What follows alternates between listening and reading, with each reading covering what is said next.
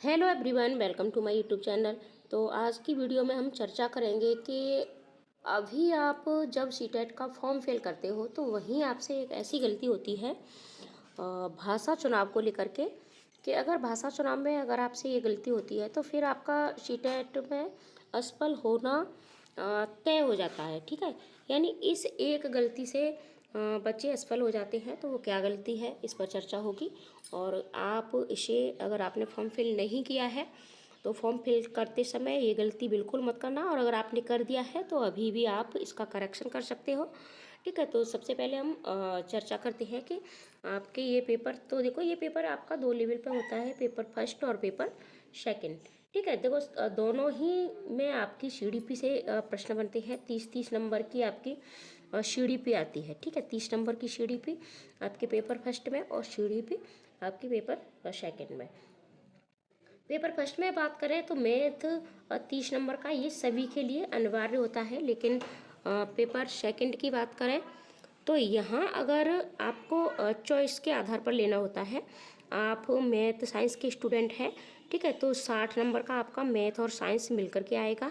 और अगर आप एसएसटी के स्टूडेंट हैं, ठीक है, तो यहाँ आपके एसएसटी से 60 नंबर आपके बनेंगे। देखो सिलेबस की जानकारी भी आपको अवश्य होनी चाहिए। अब बात कर लेते हैं, देखो दोनों ही पेपर में यहाँ आपको ईवीएस, ठीक है, यहाँ आपके 30 नंबर ईवीएस, तो यहाँ आपके 60, अगर आप एसएसटी के हैं तो एसएसटी से, मैथ साइंस के हैं तो मैथ साइंस से 60 और 30 ये 90, और ये आपके 90 नंबर, ठीक है, इन 3 सब्जेक्ट से पूछे जाते हैं। सबके लिए कंपलसरी होते हैं और सेकेंड में आपके ऑप्शन के हिसाब से। ठीक है, अब बात कर लेते हैं आपके कि देखो दोनों ही पेपरों में आपकी लैंग्वेज फर्स्ट और लैंग्वेज सेकंड, ठीक है, और यहाँ आपकी सेकंड में भी फर्स्ट लैंग्वेज और सेकंड लैंग्वेज, ये लैंग्वेज पूछी जाती है। तो इन लैंग्वेज का, ठीक है, दोनों से मिलाकर के 60-60 नंबर आपके दोनों में ही आते हैं। 60 नंबर की लैंग्वेज, 30 नंबर की फर्स्ट लैंग्वेज, 30 नंबर की सेकेंड लैंग्वेज। ठीक है, तो ये जो लैंग्वेज का पोर्शन होता है ये आपको पेपर यानी सीटेट पास कराने वाला पोर्शन होता है। अगर जिसकी लैंग्वेज पर पकड़ बन जाती है वो सीटेट में निश्चित तौर पर पास होता है, क्योंकि 60 में से 50 से 55 नंबर, ठीक है, आसानी से सीटेट में आते हैं। बाकी के 90 नंबरों में से फिर आपके लिए कोई बड़ी बात नहीं हो जाती है सीटेट में पास के लिए, मार्किंग लाने के लिए। अगर आप जनरल के हो तब आपको 90 नंबर चाहिए पास होने के लिए, ठीक है, और अगर आप SC SC OBC से हो तो आपको 82 नंबर चाहिए।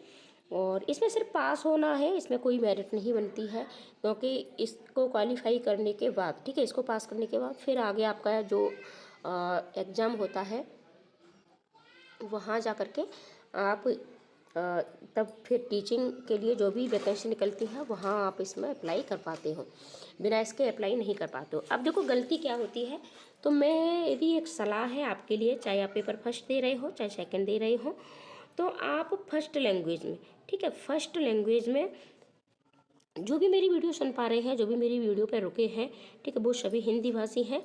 चाहे आप भले ही इंग्लिश मीडियम से पढ़े हो, लेकिन फर्स्ट लैंग्वेज का आप चुनाव हिंदी का करें, क्योंकि यहाँ आपका ग्रामर लेवल कुछ भी नहीं पूछा जाता है, चाहे कोई सी भी लैंग्वेज हो, फर्स्ट हो सेकंड हो, ठीक है, तो लैंग्वेज में आपका ग्रामर लेवल कुछ भी नहीं पूछा जाता है। ये सिर्फ और सिर्फ पेडागोजी आधारित होती है, ठीक है, पेडागोजी, और पेडागोजी फिर यहाँ आपको फंसा देती है।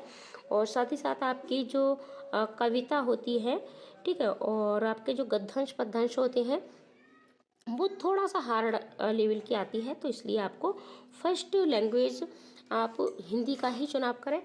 और इसके साथ साथ, ठीक है, ये मेरा सजेशन है, और ज़्यादातर सभी बताते हैं कि फर्स्ट लैंग्वेज आपको हिंदी ही लेनी है।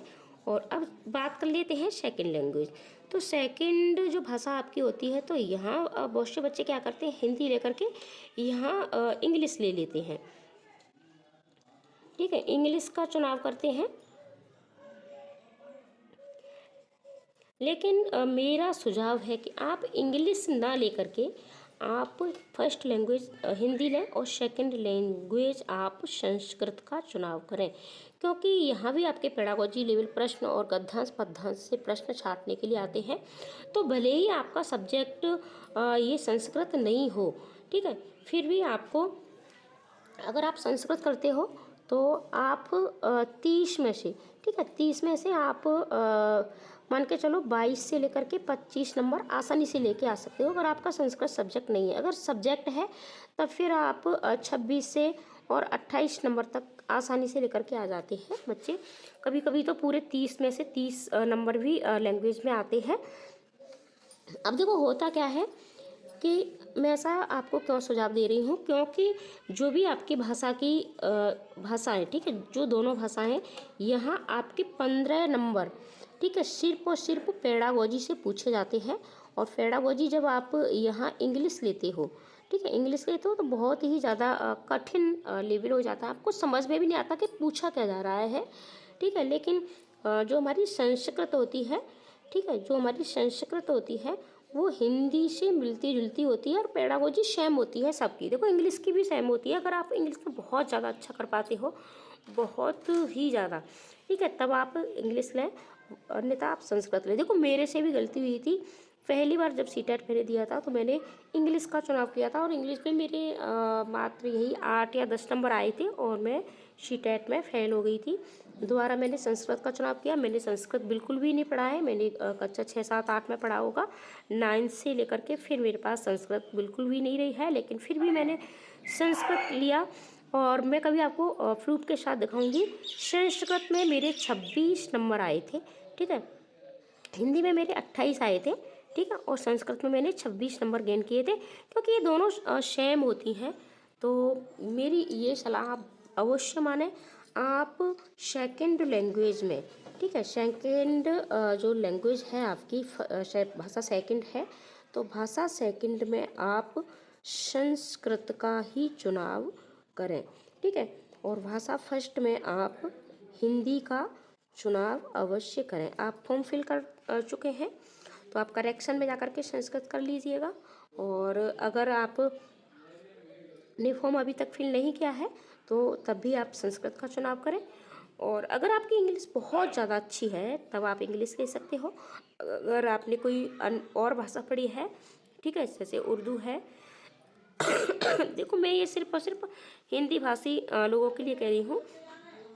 22 भाषाओं में सीटेट आपका होता है, ठीक है, 22 भाषाओं में, और शायद इस बार ये आपका 27 भाषाओं में होने जा रहा है। इसमें कुछ भाषाएं बढ़ा दी गई है, और अगर आप किसी अदर स्टेट के हो तब आप अपने हिसाब से अब जो भी आपकी भाषा है, ठीक है, मराठी है तो मराठी लीजिए, और भी जो भी आपकी भाषा है वो लें।